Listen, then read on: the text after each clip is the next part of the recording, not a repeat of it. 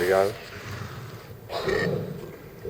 Quero agradecer, antes de mais, à Ana Chora, já que foi ela que me desafiou mais a vir aqui participar, e ao Daniel também. Evidentemente, agradecer também à Câmara Municipal esta realização e, claro, ao Bocage e aos seus manos, já que o meu tema vai ser a espiritualidade em Bocage. A espiritualidade, sobretudo na sua obra poética, mas que também está intrinsecamente urdida na sua própria vida terrena e na sua componente anímica e espiritual. Quando se fala de espiritualidade, há mais do que uma possibilidade de nós aproximarmos desta expressão. E se formos à etimologia de espíritos têm dois sentidos. Tem um sentido realmente de respiração, de sopro, e tem também o sentido de uma centelha, de uma chispa, de uma entidade individualizada. Nós encontramos, de facto, bastante, ao longo de toda a obra do nosso querido Elman Sadine, as referências ao espírito e à respiração, ao sopro, à inspiração, ao estro, e com uma tal riqueza de expressões e com uma fundação greco-romana riquíssima, que, de facto, Bocage é um homem que merece ser muito mais aprofundado e estudado nestes aspectos da espiritualidade, pois, como sabem, mais o aspecto lírico, mais o aspecto erótico, mais o aspecto satírico predominaram sobre essa aproximação à espiritualidade. Ainda que também nós possamos discernir uma das causas dessa não aproximação à espiritualidade do Bocage pela própria, de certa forma, repressão ou censura católica, na medida em que o Bocage foi um autor que teve alguns dos seus poemas e dos seus elogios, das suas epístolas, posições extremamente fortes. A carta à Urânia, as cartas a Anélio são de um enfrentamento fortíssimo com a Igreja Católica. Era uma pergunta que eu estava para te fazer. Elas foram publicadas ainda em vida dele ou são publicadas já depois? A carta a Urânia e a Anélio. Publicadas postumamente. Postumamente, claro. Pronto. Eram cartas... Censura não deixaria passar. Censura não deixaria passar. Pronto. Era uma questão que eu queria te perguntar e que foi aqui resolvida por ele. Porque realmente o Bocage aí demonstra uma posição quase atual, porque é um homem que põe em causa a nossa concepção de que a salvação está exclusiva dos católicos ou dos cristãos e dá uma série de exemplos porque é que o turco ou o sufi, que realmente é piedoso e que cumpre a sua adoração a Deus só por ser por outro nome, porque é que ele há de ser excluído de uma salvação. E uma série de outras, como é que os anjos, estando tão próximos do sumo bem, se poderiam ter revoltado? Como é que seria possível um Deus ter provocado isso? Portanto, ele tem uma série de atitudes que nos fazem aproximar de uma posição, hoje em dia, de uma valorização de uma espiritualidade comum às várias tradições. E é curioso que nós vamos encontrá-lo, por exemplo, a falar da seita de Ali, que representa, para o século XIX, uma consciência dos Shias que é extremamente interessante. Depois fala dos derviches, fala dos bonzes, chega a juntar essas coisas. Portanto, o Bocage, na sua, como tu já referiste, no seu aspecto deísta, tinha uma abertura a uma espiritualidade que fosse do coração. E o tema com que eu introduzi um bocadinho a minha proposta de participar aqui foi considerar que o Bocage é um fiel do amor. Fiel do amor, como sabem, fedele d'amore, é uma tradição que vem do Guido Cavalcanti e do Dante Alighieri e que, a partir de uma série de influências neoplatónicas, árabes, cátaras do Oriente, tinham uma adoração da mulher como mulher em si mesma e, ao mesmo tempo, como uma forma de se alcançar níveis mais elevados da beleza. E, ao longo da obra do Bocage, nós encontramos muitas referências a servos de amor, escravos de amor, entregue ao amor. Por exemplo, eu vou ler-vos aqui uma. Sob as asas dos ventos, canção chorosa e rouca, vai narrar pelo mundo os meus tormentos. Da almas estoicas, a dureza louca, rirá dos teus lamentos. Mas nos servos de amor terás abrigo. E esta afirmação do amor, no seu sentido como essencial, é afirmado mesmo por o Bocage num sentido altamente espiritual e alquímico. Considera que o amor é o quinto elemento. E mais, nesse poema, em que ele fala que o amor introduz na natureza, e o ser humano tem esse papel, introduz essa mais-valia, ele vai fazer uma citação em epígrafe inicial, Gabriel Pereira de Castro, a Odisseia, canto 2º, 95, em que, como é no mundo, amor, quinto elemento, que é puro e feito da alma, que mais preza para conservar a natureza. E que, depois, o Bocage acaba por pôr à sua maneira: ventura, ao doce amor tu andas presa, és de todo o vivente instido e fado, é teu quinto elemento, ó natureza.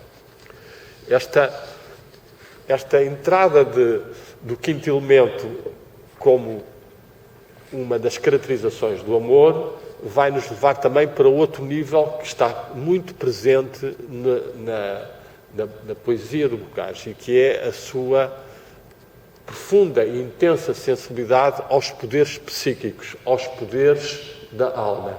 Ou seja na tradição órfica, que julgo que a Ana vai tratar até, em que a voz, o verbo, o hino têm poderes, e são dezenas as imagens que são dadas por Bocage, as pedras que são amontoadas, as pedras que são abrandadas, as pedras que são amaciadas, a viração que surge nas árvores, os animais, as pessoas, a própria passagem dos hinos e cantos para o mundo do além. Tudo isso marca realmente um dos aspectos da espiritualidade, e que é a consciência de que existe a vida depois da morte e que há uma possibilidade de comunicação constante entre o que vive cá e o que vive lá. Esta que eu chamo uma espécie de psicomorfismo, são no fundo formas de pensamento que modelam depois a própria realidade, ou que têm efeitos nas próprias formas, vai verificar-se em vários aspectos também na poesia do Bocage. Uma delas, eu falei ao princípio, numa espécie de invocação aos manes, ao penates, pois são dezenas as referências aos antepassados, aos espíritos, como ele os leva no seu coração, quando parte para o Oriente, como isso é um tesouro que está dentro dele, e há, de facto, essa constante ligação com uma tradição de antepassados e de seres invisíveis que guiam. Esta tradição tem, evidentemente, outros interlocutores. E esses interlocutores, na tradição grego-clássica, a tradição, no fundo, pagã, que o Bocage assumiu claramente de uma forma extremamente artística, mas também com uma grande sensibilidade ao nível das musas, das tágides, das graças e o gênio de cada um. Gênio que nós devemos fazer a imediata relação com o Daimon de Sócrates, que, aliás, é uma das figuras tutelares do próprio Bocage, citado várias vezes nomeando como realmente, por exemplo, altas meditações, altas virtudes que vão colher como fruto a cicuta e que ele consegue assumir impassivelmente, etc., e que é apresentado, no fundo, como um modelo. Uma das outras aspectos também importantes disto é realmente, ao nível da tradição grega e da sabedoria, os 7 sábios da Grécia. Os 7 sábios da Grécia sempre foram nomeados. O Bocage vai referir, quando? Vai referir em relação a um dos seus mais amáveis amigos, com quem ele foi acariado. Já estás a ver quem é? O André da Ponte Quental da Câmara, avô do Antero, através do qual eu já me apercebi que o Antero recebe certas influências. Portanto, o facto do avô de Antero ter comungado, ter estado preso com o próprio Bocage e termos essa poesia muito bela em que ele dedica ao André da Ponte Quental, em que ele diz-nos exatamente: Sócrates escolhe de altas meditações, de altas virtudes, a cicuta. E depois pede ao Quental, ao seu amável amigo, para eles terem a foiteza e constância, se em útil, em moral filosofia, se não damos aos mortais a lei e o exemplo, então não disputamos o grau aos 7 luzeiros da clara Grécia. E numa dessas quadras ele refere também como ele: fui logo acariado com o meu amável ponto, amo, professa a verdade. E esta tradição de certa forma, da existência dos mestres da tradição antiga ou dos génios ou musas, tem também algumas imagens de uma beleza tão extraordinária que eu até admiti a hipótese, não sei se já terá passado pela tua cabeça ou de outras pessoas, mas que aquele poema consagrado à Nossa Senhora da Conceição seja a fonte de inspiração do quadro do Domingo António Sequeira, que está no Museu da Arte Antiga. Eu vou ler aqui o poema, porque realmente quem compara a pintura e o poema, e pode ser que se tenham cruzado. Mas isso, antes eu leio um destes odes muito belas que marcam essa consciência constante que o Bocage teve, que havia um além e que havia habitantes do além. Aliás, eu gosto muito do Antero de Quental, portanto, já não me lembrava desta relação do avô do Antero de Quental com o Bocage, mas, de facto, o Antero de Quental representa na literatura portuguesa talvez a melhor epistolografia que nós temos. As cartas do Antero, foi aí que ele verdadeiramente funcionou com o coração, foi na amizade. É claro que teve os seus primeiros poemas na fase mais juvenil, de grande amor, mas depois realmente não foi por essa linha que ele foi desenvolvendo. E, curiosamente, nós encontramos nas epístolas de Bocage um extravasamento de amor e de amizade que muitas vezes é baixado ao nível de bajulação e de que estava só para ganhar dinheiro, etc., quando de facto há claras evidências que ele tem uma vivência de amor e de amizade muito grande e que refere mesmo o mais alto grau. Por exemplo, o Noronha diz que estamos a elevar-nos no mais alto grau da amizade, ou diz que a fraterna amizade. Portanto, ele vai fazendo esses níveis. E esses poemas que ele faz são poemas que, de certa forma, mostram que o Bocage era um mestre espiritual. Era um mestre espiritual porque eu fui professor de yoga, vivi 2 anos e tal na Índia, fui muito tempo professor de yoga, de meditação, e eu, se quisesse fazer uma série de meditações, ou workshops, ou seminários, como se formos dizer no português verdadeiro, sobre meditação e sobre acesso à divindade, ou sobre o caminho espiritual, nós encontramos descrições no Bocage fabulosas e com uma linguagem riquíssima, que não há facilmente este tipo de linguagem. Eu, para o espírito, eu encontro dezenas de expressões a porção transcendental, a porção da eternidade, o espírito formoso, o espírito feliz, o princípio da alma, o claro lume. Portanto, há centenas de imagens de uma riqueza, e hoje em dia nós sabemos bem como a pobreza de expressões e de sinónimos vai se reduzindo cada vez mais, e, portanto, todo este contributo do Bocage é talvez neste momento em que cada vez mais a espiritualidade como conhecimento do ser humano e que começa a ser também cada vez mais comprovada por alguns cientistas. Eu estou-me a lembrar, por exemplo, destas descobertas modernas do campo unificado, de energia-consciência, de energia da informação, que hoje em dia se sabe que existe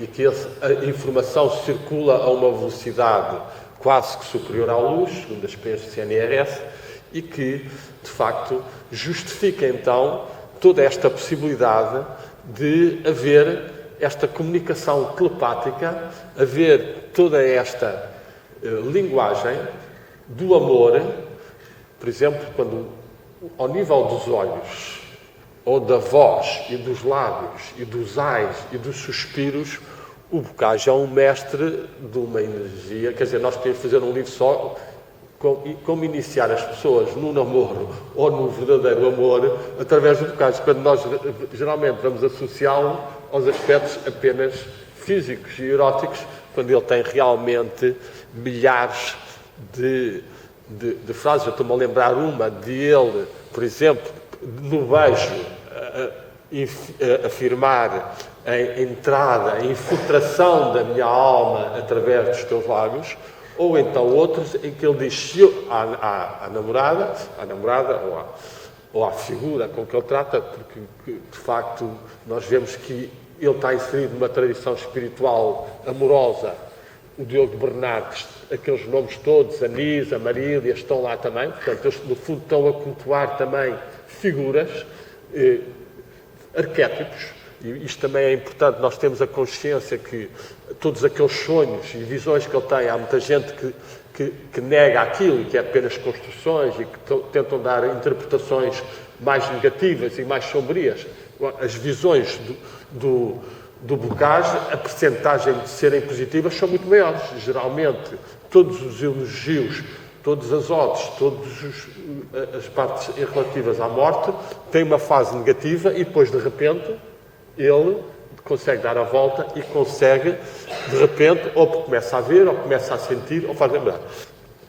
Eu estou a lembrar-me aqui a ode da esperança, em que ele fala expressões fabulosas. Já do etéreo vestíbulo da Sena, almo esquadrão radioso. Já na celeste região serena, gênios sem mancha em hino harmonioso te nomeiam. Isto são forças órficas. É a tradição órfica que está aqui claramente passada. Outro, já neste sentido. Ele diz que, isto é em relação ao poeta que lhe manda, vergava ao peso de mortal quebranto, quando o teu hino, o teu milagre veio, de harmonia, de luz, de glória cheio, minha alma repassar de um lume santo. Expressão belíssima, raríssima. Repassar de um lume santo. E depois diz, já piso os salões a Jové, a Júpiter, a Deus, ao fado, no pavimento azul da eternidade. As descrições da eternidade e do mundo espiritual são muito interessantes também e são riquíssimas. Ele tem aqui algumas em que ele mostra, por exemplo, tem muita expressão de milhões e milhões de entes, tem a expressão de milhares de sóis, tem... Ele, no momento em que está fraco, ele diz, se eu tiver força, eu vou conseguir juntar a este inferno a ligação com o paraíso e com o sol do paraíso. Portanto, ele tem, de facto, uma energia psíquica e mental tremenda e que foi vivenciada com momentos também de metodologia ascensional. Vou ler-vos aqui um bocadinho o tal poema à Santíssima Virgem, a Senhora da Encarnação. O acatamento em si e a audácia unindo o acatamento em si o que é? Recolhimento interior, parte meditativa, a pessoa conseguir entrar dentro de si próprio. E a audácia unindo sobre o jus de imortal, firmando os voos sobre o jus de imortal. Isto é muito importante, tanto como o Daniel já falou há pouco, ele era um teísta, era um ser que acreditava que havia um espírito e que havia uma divindade. E tem mesmo, sobretudo nessa carta a Urânia e as cartas a Anélio, tem ali algumas leves adaptações, leves torneares sobre o Pai, Filho e Espírito Santo. Para além de, praticamente, eu não encontrei nada de referência a Jesus, nunca falava de Jesus. E, portanto, é uma espiritualidade, a do Bocage, uma espiritualidade direta do amor para a fonte do amor. E essa fonte do amor pode ser sentida nos outros seres que estão também com o coração em amor e que fazem despertar a tal força de simpatia que ele fala. Esta tal metodologia de unir a audácia e o acatamento, a impávida razão, celeste e flúvio, se eleva e se arrebata. Por entre imensa noite e dia imenso, mercê do condutor da fé coaniba, sobe de céus em céus, alcança ao longe o grau princípio dos princípios todos. Esta subida, no fundo, é a subida dos neoplatónicos. Portanto, claramente que essa tradição está presente em Bocage e que ele teve experiências de conseguir compreender que na vivência do amor, na contemplação da beleza, ele diz, por exemplo, essa expressão extremamente interessante, que qualquer ateu que veja verdadeiramente uma mulher bela e que a ame, ele tem a prova imediata da existência de Deus e do paraíso. É uma das expressões que ele tem. Ou seja, a ideia é que, muito neoplatónico, é que este mundo, com o corpo físico, é um reflexo do mundo da alma e, finalmente, do espírito, e nós, se conseguimos contemplar com profundamente, e com amor e com osmose, então há essa possibilidade de se chegar ao modelo, ou ao mundo interior, ou à alma.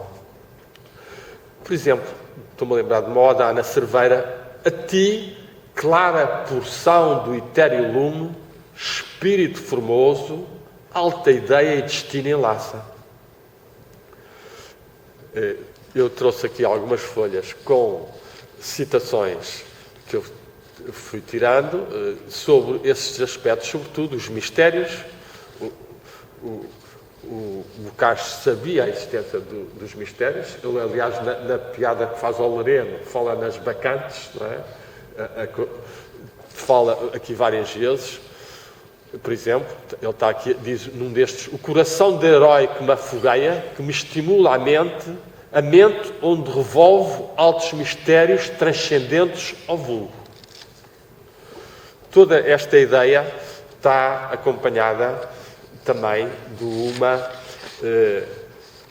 uma consciência de que, através do sofrimento, do estoicismo, é possível haver uma maturação e uma entrada, aproximação ao tempo. Ele diz mesmo: por espinhos se vai da glória ao tempo. Aparece bastante esta afirmação de um caminho espiritual que é feito, de facto, pelo amor, pela amizade, pela virtude, pela constância, pela razão e não realmente por uma subserviência a formas opressivas que, na altura, de certa forma, apertaram e apressaram provavelmente a sua morte. É claro que isso será um dos mistérios mais interessantes, não é? Como é que foi a morte, os últimos momentos dele, quem é que estava mesmo ao lado dele, quais foram... Ele tem tantos poemas aqui de falar do momento das mortes das pessoas e o último suspiro que sai da pessoa, qual é a direção, ou se o último suspiro é para a mulher amada que está lá, ou para o marido, ou para a coisa. Portanto, era interessante nós termos mais consciência de como é que foi esse momento da morte. Por outro lado, acho que também é importante referir aqui, isto é claro que uma pessoa teria que estar aqui 3 horas ao bocado para falar dos vários aspectos dos poderes, ou dos anjos, ou tudo isso que estão tão presentes na obra. Mas já que falámos realmente nos manes dos antepassados, nas musas da tradição greco-clássica, nos espíritos invisíveis, vamos falar então também do Espírito de Portugal, do Arcanjo de Portugal. O Arcanjo de Portugal é uma entidade que existe segundo a tradição espiritual portuguesa. Eu interesso-me por esse nível de seres e do ser, e portanto tenho mesmo uma página que eu criei no Facebook, Anjos e Arcanjos de Portugal e de Deus, e acho que é importante nós termos mais a noção de que existem essas entidades. E o nosso querido Elman Sadin tem um poema em que ele fala do Arcanjo de Portugal. É um poema dedicado ao Sousa Coutinho, em que ele diz que o Arcanjo de Portugal, espírito fulgente, o gênio tutelar, que em Lísia vela, Lísia que é o nome de Portugal, que insígnios dons confere, grão-ministro de Jové, a povos gratos com celestes influxos, e que então, invisível reside, a par de Sousa e a mente lhe bafeja. Esta constante inter-relação das almas, ou das almas e dos espíritos celestiais, ou dos que morreram e que estão vivos, ou sobretudo do amado e da amada, é de uma riqueza extraordinária. Não é? É tão forte que uma pessoa... e que, naquela época, e isto é mais outro sinal da espiritualidade, o Bocage consegue assumir nos tais poemas que aparece, não sei se foi Inocêncio que pôs isso ou não, o farmacêutico, que é uma palavra que vem... exatamente, mas que é uma palavra que assusta. Quem vê aquilo pensa em farmacêutico, não é? E o farmacêutico, uma pessoa vai ao Machado, às etimologias, vê que aquilo significa, em grego, vem do apócrifo, que é realmente também uma poção mágica, não é só o farmacêutico que é isso. Mas não existe a tradução da palavra em português, eu não encontrei, nem nesse dicionário está, só depois está lá em nota. Ora, esses poemas são poemas que influenciam o próprio Fernando Pessoa. O Fernando Pessoa, no seu poema de Magia Conseguida, seguiu vagamente, ou de alguma forma, os poemas do Bocage, e os poemas do Bocage afirmam, e numa linha que se aproxima também do Jorge Ferreira de Vasconcelos, que eu também citei como um dos seres, dos fiéis do amor, e que está quase a faltar. Pois é. E que essa ideia de que há uma magia da natureza, por exemplo, ele fala muito da sagaz mistura, que tenta-se administrar para salvar a vida, da utilização da verbena, portanto, fala volta e meia na astrologia, fala na alquimia, portanto, há todo um conhecimento, há um à vontade